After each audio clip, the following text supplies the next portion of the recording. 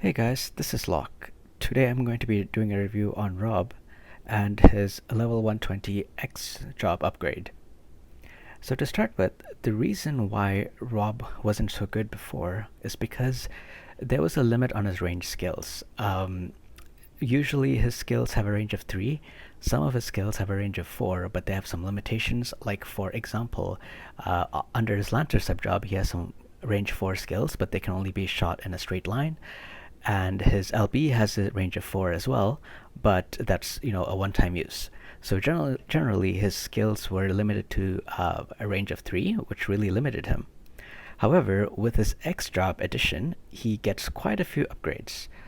Um, Let me show you an example of what his X job's range looks like with this guy.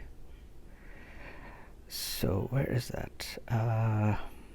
Hazard Crusher. So this is what his range of his X job skill looks like. It has a range of 5 and it goes into a AoE like Hazard Crusher. It doesn't do as much damage as Hazard Crusher, but now he has a much better range of like hitting things from far away. Usually, I think range 5 is the standard because so many melee units, especially like the classic Orlando, has 5 range skills. So anyone less than 5 range is, in my opinion, a little bit below average, and then anyone more than 5 range is above average, like for example Sakura. So anyway, now Robb is able to actually do some AoE damage, and he has the range to compete with other units to trade hits. In addition to this, he also gets quite a few upgrades on his damage itself. So let me go back to Robb to talk about him. So I don't have his 120X unlocked, but where is his skill? So I am looking at Kongu, which is, as you can see, I don't really use him too much, but so this skill gets upgraded so that it can break barriers. So I've been recommending Nivelu a lot to like everyone, right? And part of the reason Nivelu is so good is because she can break barriers. Now with the Kongo skill, he has that ability to do that as well, but his range is still limited to just 3 squares in a straight line. But still, it's pretty good. And the other addition that he gets is that his devotion skill, which is over here, this also has a defense penetration of up to 40% added to the skill. So with that, his damage capabilities go up by quite a bit. A lot of defensive units these days use shields, like Saintly Wall, or even like the TMR skills like Marshally's Shield. So having a skill that can break shield is very useful. But I think what really sets him apart from every other unit now is going to be his vision card that comes out. So I'm going to pretend. Let me disband the Steam first. I'm gonna use a proxy for the vision card and talk about it. So let me start with an evade team to give you an example of what this looks like. So I will have, say, Venera. I will have, where is my Runestern? And I will have Leela. And typically the vision cards that people use for evade teams looks like this. And where is this one? So I don't want to have it maxed out. There we go. So this is typically the evade team that people use, right? So Shiva gives 20 evade. The luck card gives an increase in luck, and this card gives an increase in agility. Luck and agility both increase a unit's evade, so this is pretty much the maximum evade setup you can go, barring gear and espers and stuff. So with the new card, with the Robb's card, it actually completely changes the landscape in my opinion. So I'm gonna pretend like one of these cards is Robb, because obviously that card's not released. What should I use as a proxy? I'm just gonna use a level 1 card. I'm gonna pretend this is Robb. Use your imagination, right?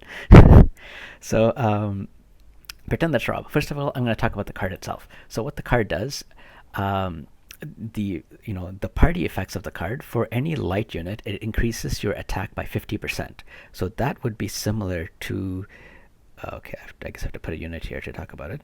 That would be this similar to this Ifrit. So basically, it gets the attack up of 50%, and then it also gives you a party ability of this card. So it increases evade by 20%.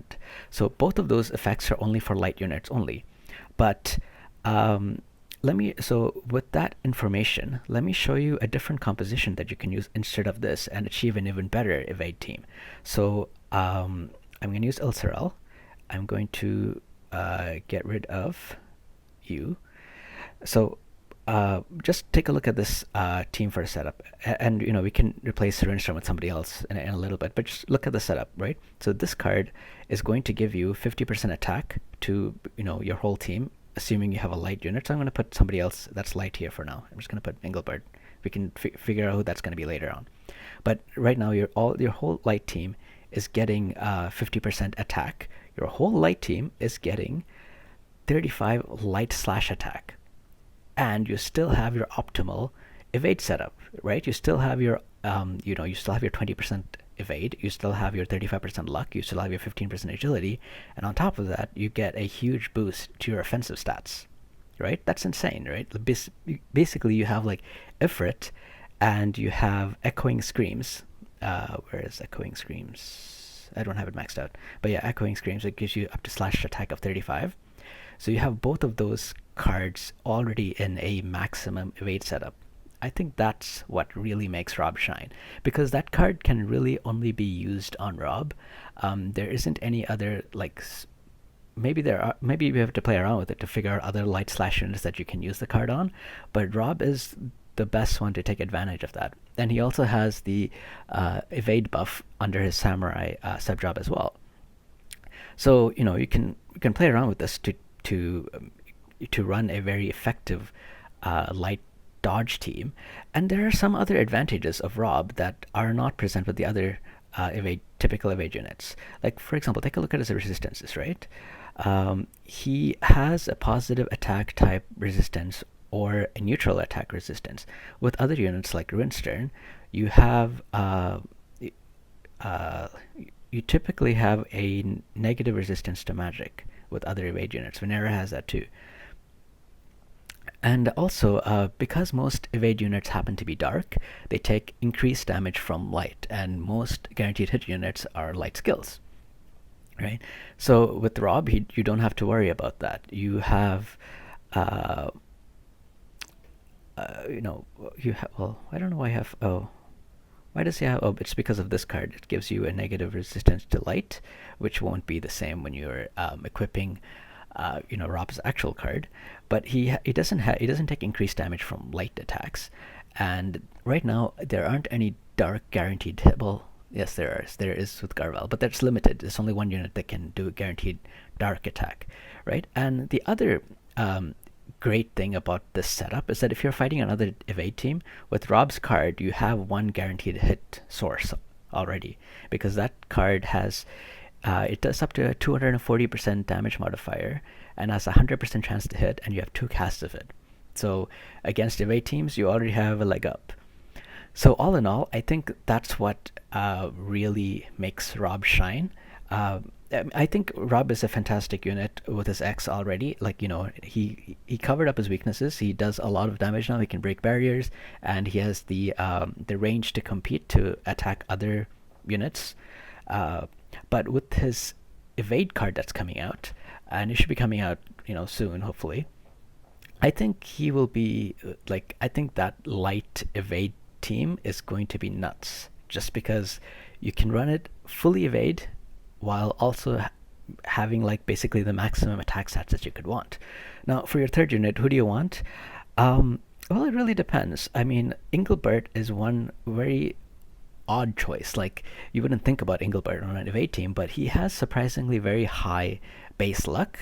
So, if you put Robb's evade buff on him and run a setup like this, he will do pretty good damage because he's a light slash unit, while also having pretty good luck chance as well. Warrior of Light is also somebody you can just put as he can be run as a tank while still getting all these benefits. But you can also go a completely support route as well. You can go with Yuna, for example. I mean, yeah, like she's not going to benefit much from this card because it only gives you 25 attack and nothing else. But she has pretty good stats already, and you're mostly in this kind of setup. You'll be using her as a healer, as a full lifer, basically as a full-time support unit.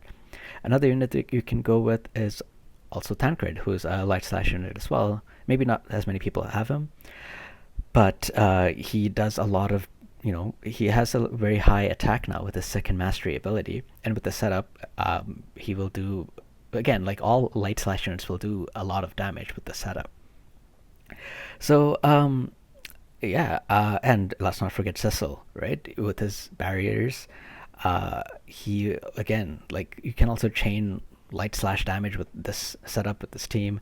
It's If he puts a barrier on Robb, okay, Robb will be hard to hit because he's a high evade unit. Now on top of that, you have to take care of like barriers on, which increases his availability by a lot. So if you happen to hit him, you're going to be doing like 50% damage or so because of the barriers that Cecil is going to put on him.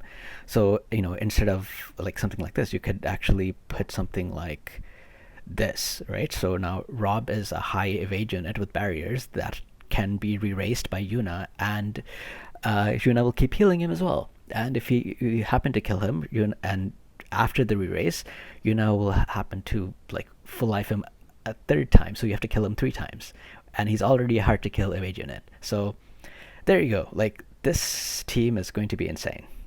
So I hope that helped. I hope you guys got a good review of Robb. If you have any questions or comments or other, uh, notes on Robb, please leave it in the comments. I hope you enjoyed this video. Until next time, take care.